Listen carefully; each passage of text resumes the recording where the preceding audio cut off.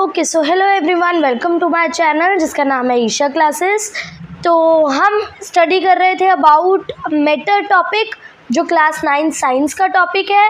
Basically मेरी video science subject से related होंगी, जिसमें मैं सारे टॉपिक्स कवर करूँगी वन बाय वन, जो आपके लिए बहुत हेल्पफुल रहेंगे। Today we are going to start with a new topic of matter, that is how we can separate the different components of a mixture. Matter के अंदर जो भी मिक्सचर प्रेजेंट होता है ऑफ एनी सॉल्यूशन, उसके हम components को कैसे सेपरेट कर सकते हैं, तो इसके बारे में हम आज देखेंगे। डिफरेंट मेथड्स आर देयर, तो हम वन बाय वन उन सब मेथड्स को अच्छे से जानेंगे। तो चलिए स्टार्ट करते हैं आज का हमारा first topic. So separating the components of mixture, ये होता क्या है? The components of heterogeneous mixture can be separated by simple methods like hand picking, sieving, filtration and etcetera. So जो ये मेथड्स मैंने आपको बताए, ये हम बेसिकली क्लास 6 से स्टडी करते आए हैं कि डिफरेंट कंपोनेंट्स ऑफ मिक्सचर्स को हम सेपरेट कैसे करते हैं। तो जो इजी मेथड्स होते हैं they involve hand picking. Hand picking में हम क्या देखते थे कि हैंड पिकिंग एक ऐसा मेथड था जिसमें हम अपने हैंड्स की हेल्प की वजह से जो कंपोनेंट्स होते थे एक मिक्सचर के अंदर, उसको इजीली सेपरेट कर देते थे। फॉर एग्जांपल रिमूविंग स्टोन्स और पेबल्स फ्रॉम राइस। ये आप यूजुअली घर पे you use eight your Holmes also. Cook करने से पहले उसमें से स्टोन्स और एनी अदर डस्ट मटेरियल को आप इजीली हैंड्स के थ्रू सेपरेट कर देते हो। So that process is called hand picking. Second method was sieving. Sieving क्या होता है? The most common example which is use at your homes is the separation of dust particles और any impure particles from floor. ठीक है, जो आप आटा use करते हो घर पे, तो उसको छानते हैं हम। ठीक है, उसको छानते हैं विद द हेल्प ऑफ सीव। ठीक है, तो जो सीव होता है उसके अंदर फाइन फ्लोर पार्टिकल्स जो होते हैं वो इजीली सेपरेट हो जाते हैं फ्रॉम लार्जर पार्टिकल्स। तो इसकी हेल्प से हम सीविंग प्रोसेस कर सकते हैं। Next is your filtration. Filtration is the very easy method in which you will filtrate the two components, and with the help of this process impure substances which are called residue will be left behind, and which you will get in the beaker or in the glass is called filtrate. The most common example is of your tea, which is prepared at your homes. While making tea, you strain that tea, and which are left on the strainer, they are called tea leaves, and it is waste material. It is residue which you throw away, and which you get collected in the glass. It is your tea, which is called filtrate. So in this way we can do the process of filtration. Now sometimes special techniques they are used to separate the components of mixture. जो हमने अभी तक ये 3-4 methods पढ़े, these were simple methods, but कुछ special techniques भी होती है जो हम use कर सकते हैं। First evaporation, second centrifugation, then decantation which is done using separating funnel, then sublimation, so chromatography, and distillation and fractional distillation. So these are some of the methods which we will discuss one by one. Now coming on first topic, that is evaporation. अब evaporation क्या होता है? See, evaporation, you have studied the 3 states of matter: solid, liquid and gas. Fine. When we change solid into liquid, it is called melting process, and it is done at a melting point. Fine. Then when we change any liquid to any gaseous state in the form of vapors or steam, it is called your boiling point. For example, water is kept in a pan, and you are boiling, you are providing heat to that pan on a gas stove. After some time you will observe that the water begins to boil. जब वो boil होना start हो जाएगा तो उसके ऊपर से आपको ऑब्जर्व होगा कि स्टीम निकल रही है, वेपर्स निकल रहे हैं। तो that process is called evaporation. The process of conversion of liquid state into vapour form is called evaporation. Now see, this method is used for separating a volatile component. Volatile means जो easily vaporize हो सकता है, which is solvent, from a non-volatile component which is solute by heating that mixture. तो आपको I hope आपको समझ आ गया हो कि मैं क्या बताना चाह रही हूँ. Next, for example, ink is a mixture of dye and water. You all know जो ink होता है वो dye और water से मिलके बना होता है. So it is a mixture. If some ink is heated in a dish, आपने एक डिश ली, आपने उसमें इंक को हीट किया, द वाटर विल इवेपोरेट, क्योंकि उस इंक के अंदर डाई भी है और वाटर भी है, तो वाटर इवेपोरेट हो जाएगा और जो डाई होगी वो डिश के अंदर नीचे रह जाएगी. Similarly, we can separate a mixture of salt and water और sugar and water. चाहे आप वाटर में चीनी डालो, शुगर डालो, चाहे आप वाटर में सॉल्ट ऐड करो, जब भी आप उन दोनों के मिक्सचर को हीट करोगे तो आप थोड़ी देर बाद ऑब्जर्व करोगे कि due to process of evaporation जो उसके अंदर लिक्विड कंटेंट होगा दैट इज वाटर, तो वो इवेपोरेट होता जाएगा, वो स्टीम और वेपर्स की फॉर्म में उड़ जाएगा in the air, in the atmosphere, नीचे पड़ा हुआ मिलेगा, that is your solute which is your salt और शुगर. तो these kind of substances are easily separated by the process of evaporation. You can see in the diagram also with the help of burner, and this is tripod stand. We have kept a dish, and in a dish mixture of salt and water is there. Then we are providing heat with the help of burner, और कुछ देर बाद क्या होगा, salt और water में जो water present है वो इवेपोरेट होता जाएगा, वो उड़ जाएगा इन द एयर, एंड जो आपको नीचे पड़ा हुआ मिलेगा दैट इज सॉल्ट. तो इस प्रोसेस से हम कोई भी दो सब्सटेंसेस को इजीली सेपरेट कर सकते हैं. Now coming on second process is centrifugation. अब सेंट्रीफ्यूगेशन क्या होता है? This is commonly observed eight your Holmes also. ठीक है, देखो, the method of separating denser particles and lighter particles from a mixture by using a centrifuging machine is called centrifugation. तो बच्चों, centrifugation में क्या होगा, ये एक ऐसा प्रोसेस है जिसमें हम डेंसर पार्टिकल्स जिनकी डेंसिटी होती है ना, और lighter particles which are light in weight, इनको हम इजीली सेपरेट कर सकते हैं किसी भी मिक्सचर से बाय द सेंट्रीफ्यूगिंग मशीन जो कॉमनली अवेलेबल होती है in your labs, larger labs, जो बड़ी लैब्स होती है, साइंस लैब्स, वहाँ पे ये इजीली अवेलेबल होती है. तो इसके प्रोसेस से हम सेंट्रीफ्यूगिंग मशीन के हेल्प से इजीली सेपरेट कर सकते हैं. Example is your most common example at your homes is separating milk from cream. तो क्या होगा, जब आप क्रीम और मिल्क को एक साथ सेंट्रीफ्यूगिंग मशीन में डालोगे, उसमें आप मिल्क डाल रहे हो, ठीक है, आपको पता है मिल्क के अंदर क्रीम इज प्रेजेंट है ना, क्योंकि आप मिल्क से ही you make butter also, fine. तो जब आप मिल्क को उस मशीन में डालोगे and when you will spin it rapidly, बहुत तेज से उसको घुमाओगे, when you will on the switch, और in the olden times churning was used, जो हाथों से ही with the help of ropes जो लेडीज होती थी वो करती थी the separation of butter from milk. But now machines are available, so this is done on machines also.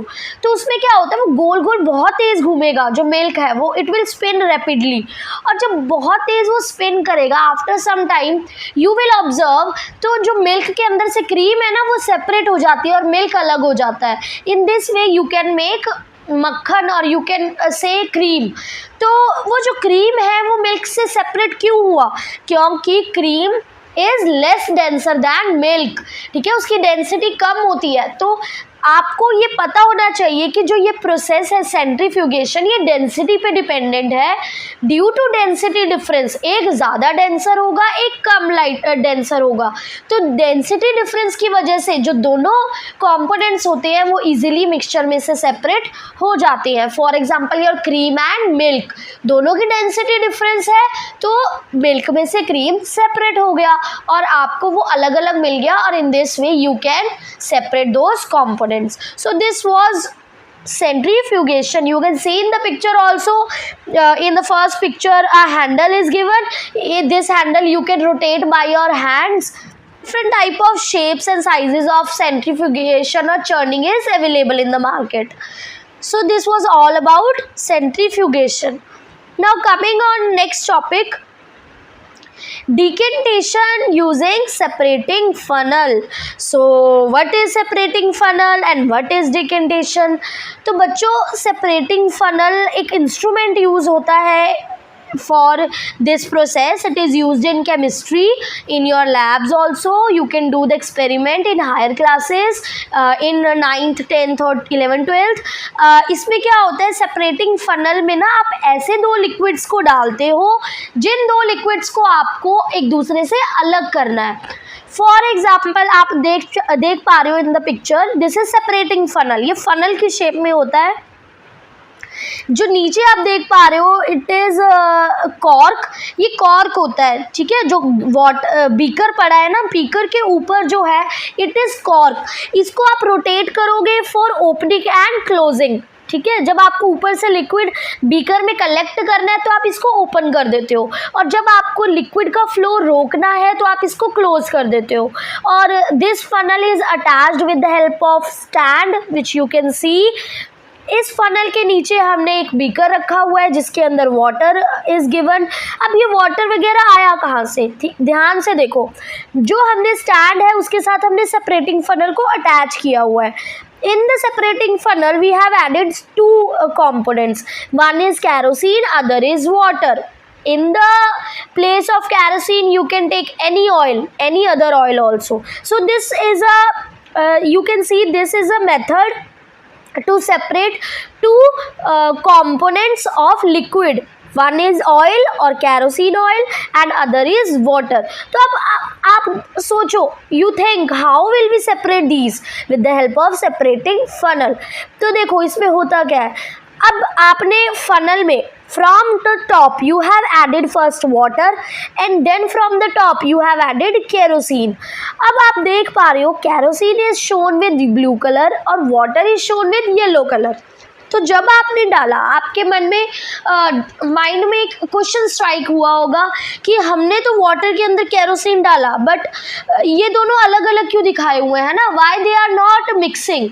तो ऑलवेज रिमेंबर केरोसिन या any other oil is immiscible with water. कोई भी ऑयल पानी में सॉल्युबल नहीं होता है. It can not dissolve in liquid water. क्यों? Because it is immiscible.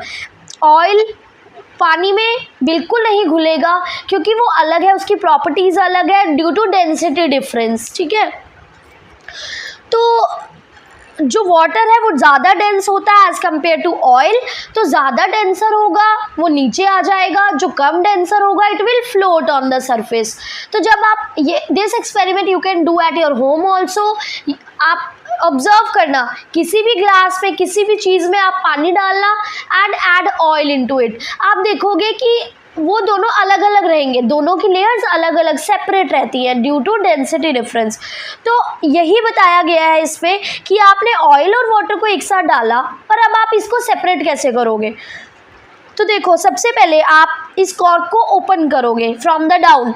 नीचे आपका बीकर है, जब आप इसको ओपन करोगे तो water slowly it will come down drop by drop and it will be collected in the beaker. तो वाटर देखो नीचे कलेक्ट हो रहा है.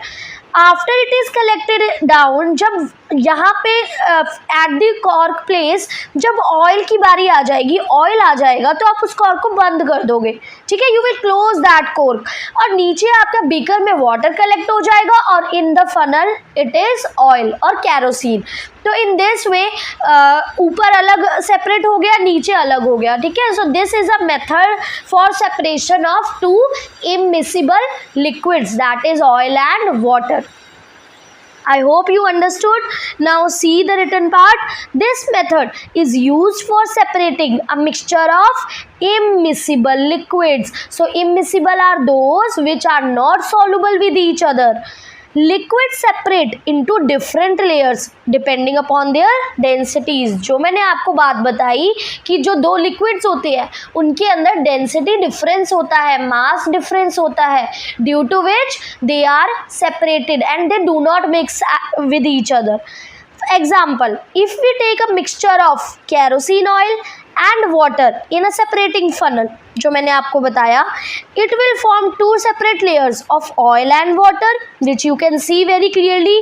The water can be separated by opening the stop cock. जो मैंने आपको बोला कि stop cock को आप ओपन करोगे तो वाटर ड्रॉप बाय ड्रॉप नीचे आएगा और वो सेपरेट हो जाएगा, और जो वाटर है it will flows out and the stop cock can be closed now. तो सेपरेटिंग फनल में आपका ऑयल रह जाएगा और बीकर में आपका वाटर कलेक्ट हो जाएगा. In this way we can separate the two components. So this process is called your decantation. Decantation का मतलब ही यही हुआ कि जो दो लिक्विड्स हैं, जो सबसे ऊपर वाला लिक्विड है, टॉप लेयर है, उसको हम दूसरी लेयर से सेपरेट कर देते हैं. This process is decantation. Now coming on next is sublimation. ये भी आप लोग प्रीवियस क्लासेस से पढ़ते आ रहे हो, what is sublimation, what is sedimentation and all. तो सब्लिमेशन क्या होता है? This method is used to separate a mixture of sublimable component from a non sublimable component. How? By heating the mixture. तो आप मिक्सचर को heat करोगे, जो भी आपने मिक्सचर लिया है, तो जो उसमें सब्लाइम कंपोनेंट होगा वो नॉन सब्लिमेबल कंपोनेंट से अलग हो जाएगा. अब ये इसका मतलब क्या हुआ है ना, what is the meant by sublimable and non sublimable. Now see the example for this. If a mixture of ammonium chloride, what is ammonium chloride? NH4Cl. The chemical formula of ammonium chloride is NH4Cl. And common salt. What is common salt? NaCl, sodium chloride. It is heated. इन दोनों के mixture को हमने heat किया. The ammonium chloride will sublime and can be cooled and solidified and collected, and salt is left behind. तो जैसे कि आप diagram में देख पा रहे हो, हमने इन्वर्टेड फनल यूज़ किया है यहाँ पर, और we are providing heat with the help of burner. And in the china dish we have taken a mixture of ammonium chloride and salt. तो क्या होगा? सब्लिमेशन. सब्लिमेशन में basically there is a change of solid state directly to gaseous state without coming into the intermediate state that is liquid. ठीक है, तो directly solid से gaseous form में conversion हो जाती है. तो देखो, जब आप इस मिक्सचर को हीट करोगे तो क्या होगा, जो अमोनियम क्लोराइड है वो सॉलिडिफाई हो जाएगा और it will change into vapours, जो उसके इन्वर्टेड फनल के साइड्स पे डिपॉजिट हो जाएंगे, और जो आपका सॉल्ट है it will be left behind. So in this way you can separate the mixture of two components using sublimation. Okay, next is your chromatography. ये भी एक मेथड है जिसमें हम डिफरेंट कंपोनेंट्स को मिक्सचर में से सेपरेट इजीली कर सकते हैं. Now you can see chromato. Chro means colour. तो हम कलर के बेसिस पे कलर के कंपोनेंट्स को हम सेपरेट कर सकते हैं. जैसे this method is used for separating colour components from a liquid by using a filter paper or blotting paper. तो two kinds of paper we use in this, या तो filter paper या फिर blotting paper.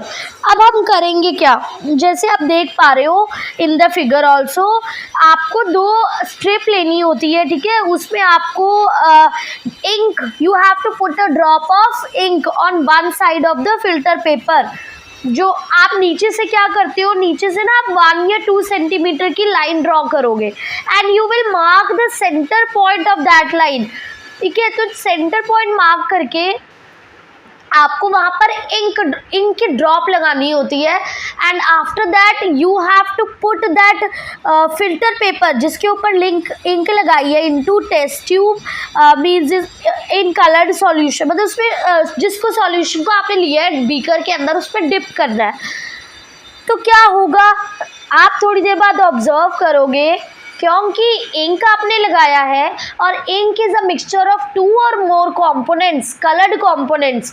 तो जब आप उसको पानी में डिप करोगे ना तो इंक के जो कंपोनेंट्स होंगे उनकी टेंडेंसी है कि वो राइज करते हैं, ठीक है।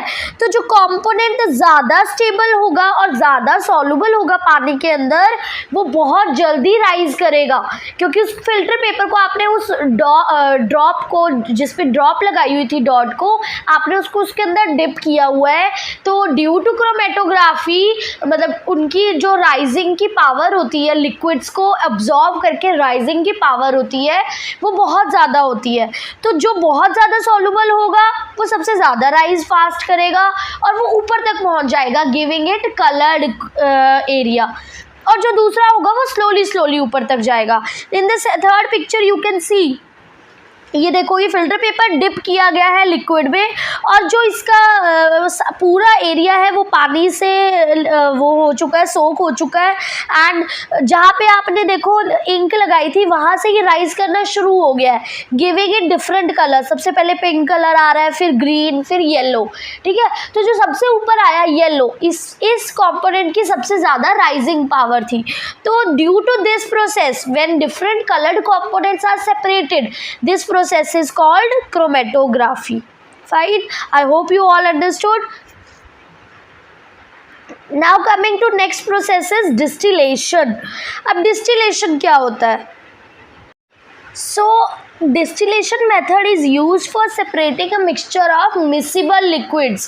Miscible means जो दो liquids आपस में easily soluble हो सकते हैं उनको हम separate करते हैं by boiling that mixture, और फिर उसको cool करते हैं और we condenses the vapor को condense करते हैं।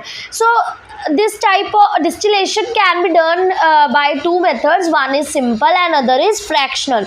You can see the apparatus, ये पूरा distillation process के लिए किया जाता है। आप देख पा रहे हो stand है, with the stand we have attached one burner, and in the burner we have added a round bottom flask in which we have added a mixture of acetone and water. Acetone और water हमने क्यों लिया? क्योंकि ये दोनों miscible liquids हैं, ठीक है, ये आपस में सॉल्युबल होते हैं, एसीटोन एंड वाटर। तो जब आपने इन दोनों को लिया, इसको बोलते हैं हम डाउन फ्लास्क और डिस्टिलेशन फ्लास्क, ठीक है। तो ये हमने मिक्सचर लिया है ऑफ एसीटोन एंड वाटर। आप देखोगे सबसे ऊपर थर्मोमीटर इज देयर। थर्मोमीटर हम इसलिए लगाते हैं to keep the mixture in their normal state, normal temperature maintain करने के लिए। फिर आप देखोगे कि फ्लास्क के साथ एक पूरा फ्रैक्शनलेटिंग ये डिस्टिलेटिंग कॉलम होती है, ठीक है। In this column there are two inlets, water outlet and water inlet, ठीक है। तो दो आउटलेट्स होती हैं और इसी को हम कंडेंसर भी बोलते हैं, क्योंकि ये कंडेंस करेगा वेपर्स को। और उसके बाद जो इस पूरे प्रोसेस के बाद डिस्टिलेशन जब हो जाती है तो जो हमें लिक्विड मिलता है that is collected in other test tube और बीकर, ठीक है। तो उसमें हमें डिस्टिलेट मिल जाता है जो आपको डिस्टिलेशन के बाद मिलेगा। So that is your acetone, क्योंकि हमने एसीटोन और वाटर में से डिस्टिल किया है एसीटोन को। So this is whole apparatus. So in simple distillation it is used for separating a mixture of two miscible liquids which have sufficient difference in their boiling points. For example, if a mixture of acetone and water is heated in a distillation apparatus, तो जो acetone होगा उसका boiling point कम होता है पानी से, तो वो ज़्यादा जल्दी बॉयल होगा और फिर कूल होगा और फिर कंडेंस हो जाएगा। क्योंकि वो जल्दी हो रहा है तो it will be separated from the water faster, और जो हमें आफ्टर डिस्टिलेशन मिल जाएगा दैट इज़ कॉल्ड डिस्टिलेट, और वो एसीटोन होगा। तो in this way we can separate the two miscible liquids. Water से हमने एसीटोन को सेपरेट कर लिया, this is distillation. Now coming on next topic is our fractional distillation. अब फ्रैक्शनल डिस्टिलेशन में क्या डिफरेंस होता है और सिंपल डिस्टिलेशन में क्या होता है? आप देखो फ्रैक्शनल डिस्टिलेशन एज मतलब सिमिलर है डिस्टिलेशन, नॉर्मल डिस्टिलेशन से, बट यहाँ पर फ्रैक्शनलेटिंग कॉलम यूज़ होता है, वहाँ पर नहीं होता था, ठीक है। तो इसके अंदर ग्लास बीड्स वगैरह होते हैं जो वेपर्स का सरफेस एरिया वगैरह इंक्रीज करते हैं और वो ज़्यादा जल्दी कूलिंग में हेल्प करता है। For example see, fractionating column is use for separating a mixture of 2 or more miscible liquids whose difference in boiling point is less than 25 Kelvin। तो जो इसमें डिफरेंस होता है वो ज़्यादा नहीं होता, इसमें लेस होता है और उसमें सफिशिएंट होता था। The apparatus which is used for this process is fractionating distillation or fractionating column, which is similar to that of simple, except that fractionating column is fitted between distillation flask और condenser। ठीक है, देखो यहाँ पर condenser जो आपने distillation flask लिया है, राउंड बॉटम फ्लास्क लिया है, उसके ऊपर हमने फ्रैक्शनलेटिंग कॉलम लगाया है और फिर थर्मोमीटर यूज़ किया है। But in simple distillation we were using directly, ठीक है, तो ये यूज़ होता है। और जो फ्रैक्शनलेटिंग कॉलम होता है उसके अंदर ना ग्लास बीड्स होते हैं, छोटे छोटे बीड्स लगे होते हैं जो which increase the surface for the vapours to cool and condense. तो ये ज़्यादा जल्दी वेपराइजेशन करवाते हैं और ज़्यादा जल्दी कूलिंग में हेल्प करते हैं और कंडेंसेशन में हेल्प करते हैं। Fractionating distillation is used for separating the components of petroleum, separating the different gases from air and etc. So these are some of the uses of this process. Now next topic is about separation of components of air। अभी तक हमने देखा कि हम कैसे components of mixture को separate करते हैं, फाइन। अब हम देखेंगे कि हम air के components को कैसे separate कर सकते हैं। आप सबको पता है कि air is a mixture of so many gases, है ना, इतनी सारी gases air में एटमॉस्फेयर में मिक्सड होती है, तो आप कैसे उसको separate करोगे। Air is a mixture of gases. The components of air can be separated by fractional distillation. How? Air is compressed by increasing the pressure and cooled by decreasing the temperature to get liquid air। Fine, तो जो air है हम उसको compress करेंगे और उसको cool करेंगे। कैसे? जब हम प्रेशर ऑफ दैट सब्सटेंस का प्रेशर ऑफ दैट एरिया हम उसको इंक्रीज कर देंगे और टेम्परेचर को डिक्रीज कर देंगे, तो वो कंप्रेस और कूल हो जाएगी जो एयर है। उसके बाद क्या होगा, लिक्विड एयर हमें मिल जाएगी। तो लिक्विड एयर को फिर हम अलाउ करेंगे गर्म होने के लिए, we will allow it to warm up and warm वो कैसे होगा, इन द फ्रैक्शनलेटिंग कॉलम, क्योंकि हम फ्रैक्शनल डिस्टिलेशन कर रहे हैं, ठीक है। तो जब वो वार्म हो जाएगा तो क्या होगा, गैसेस विल सेपरेट, ठीक है, जो उसके अंदर की गैसेस होती है they will be separate at different Heights. Different Heights मतलब डिफरेंट अपने कॉम्पोजिशन के अकॉर्डिंग वो सेपरेट हो जाएंगी depending upon their different boiling point, है ना, क्योंकि वो वार्म हो रही है, उनका हर एक का अलग अलग बॉइलिंग पॉइंट है। तो depending on these factors the gases will be separated. जैसे आप देख पा रहे हो in the flow chart, boiling point होता है ऑक्सीजन का 180 डिग्री सेल्सियस, आर्गन का 186 and about nitrogen is 196 degree Celsius. So in these boiling points according to these they will get separated, ठीक है, और सेपरेट हो जाएंगे। तो इसकी हेल्प से हम डिफरेंट कंपोनेंट्स ऑफ एयर को सेपरेट कर सकते हैं, fine. So this was about separation. Now next topic is about purification of solids by crystallization। अब crystallization क्या होता है और उससे हम कैसे solids को purify कर लेते हैं, ठीक है, उसको कैसे प्योर solid हमें मिल जाता है।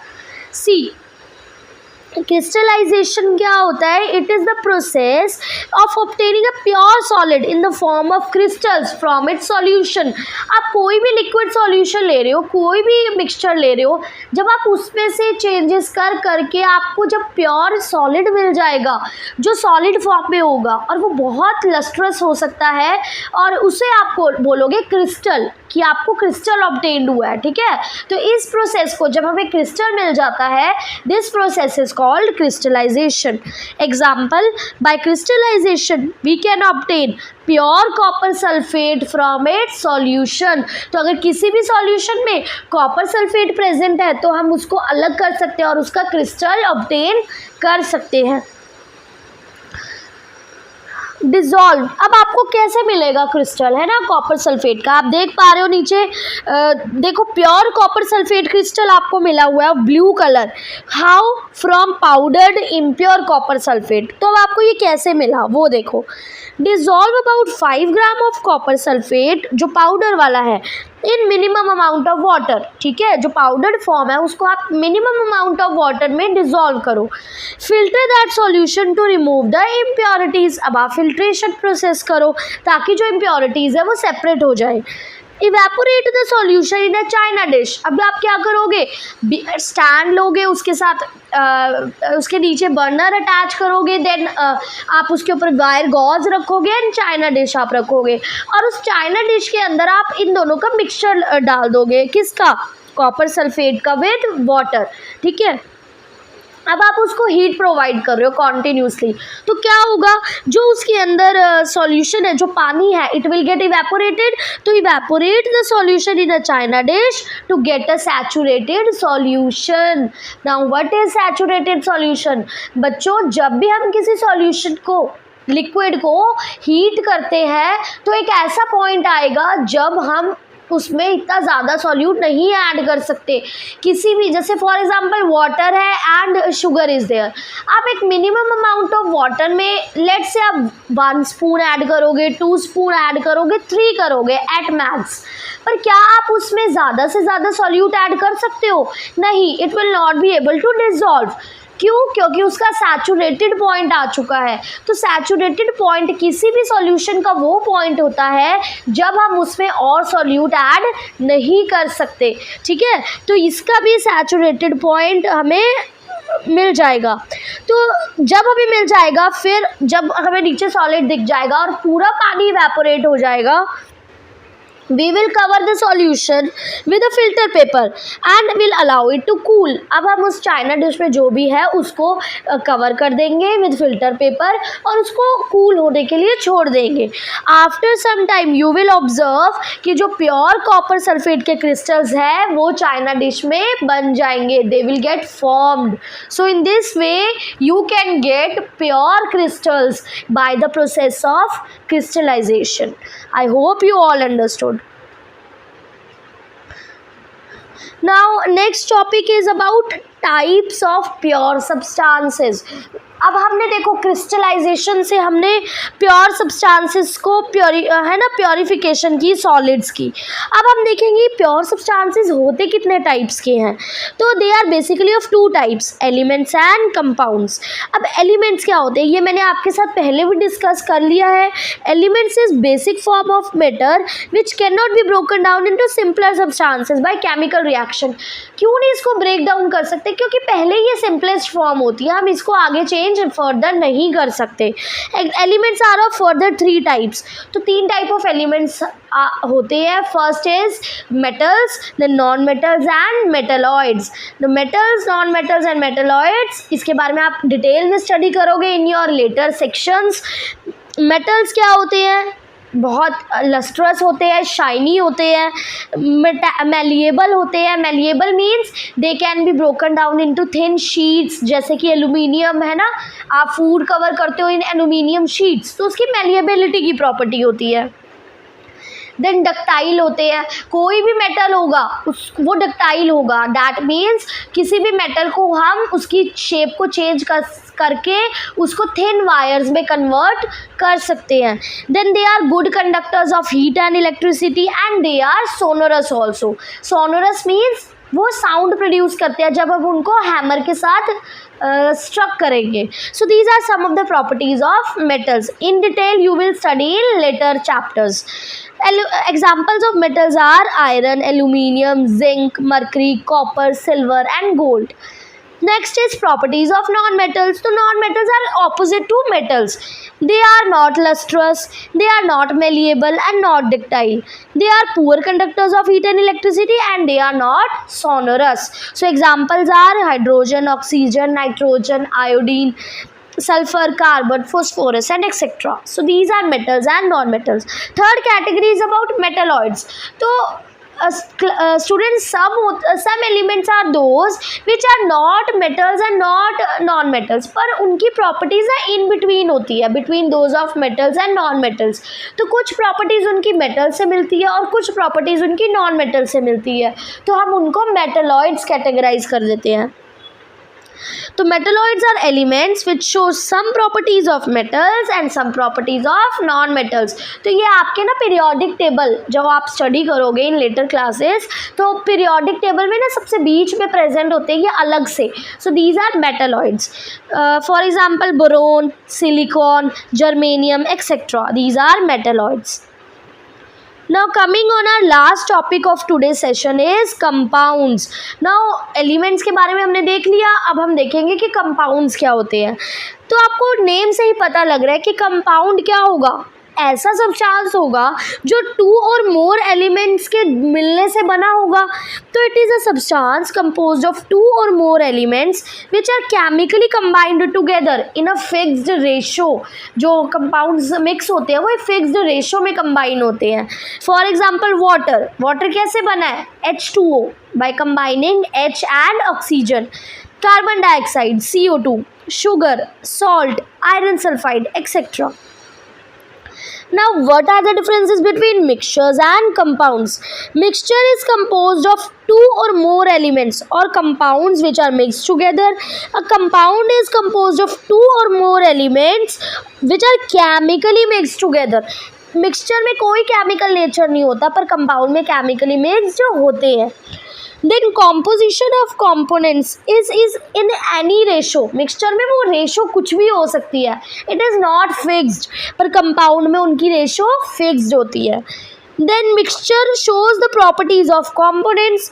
पर जो कंपाउंड होता है वो डिफरेंट प्रॉपर्टीज शो करता है अदर दैन कंपाउंड्स. अब डिफरेंट प्रॉपर्टीज क्यों आई? क्योंकि उन्होंने केमिकली नेचर शो किया है ना. केमिकल रिएक्शन में हम क्या पढ़ते हैं, केमिकल चेंज में हम क्या पढ़ते हैं कि जो 2 रिएक्टेंट्स आपस में कंबाइन करेंगे वो एक नया प्रोडक्ट बनाएंगे. तो जब नया प्रोडक्ट बनता है उनका जो नेचर होता है वो जो रिएक्टेंट्स होते हैं उनके नेचर से बिल्कुल अलग होता है, क्योंकि केमिकल रिएक्शन में एक नया सब्सटेंस बना. तो अगर नया सब्सटेंस बनेगा तो उनकी प्रॉपर्टीज़ भी ऑब्वियसली डिफरेंट होगी कंपोनेंट से, तो इसलिए कंपाउंड की प्रॉपर्टीज़ डिफरेंट होती है. देन मिक्सचर के जो कंपोनेंट्स होते हैं उनको हम फिजिकल मेथड से सेपरेट कर सकते हैं. Physical methods involve simple processes like boiling, melting, hand picking, ये सब है ना. अगर सॉलिड है तो ये फिजिकल मेथड्स होते हैं. पर जो कंपाउंड के मिक्सचर्स होते हैं उनको हम केमिकल मेथड से सेपरेट करते हैं, जैसे evaporation, centrifugation, filtration, like those. ठीक है. So these are some of the differences between mixtures and compound. I hope students you all understood this chapter. With this we are completed with this topic of matter, that how metals are pure and how they are impure and how we can separate these components from each other. So these were your notes. These are proved to be very useful for you, so kindly note it and learn for your exams. And if you have any kind of doubt you can inbox me. And with this we complete our session. I hope you liked it. If you have not subscribed to my channel, please do the subscription and support the channel. Thank you so much. We will meet in our next chapter again.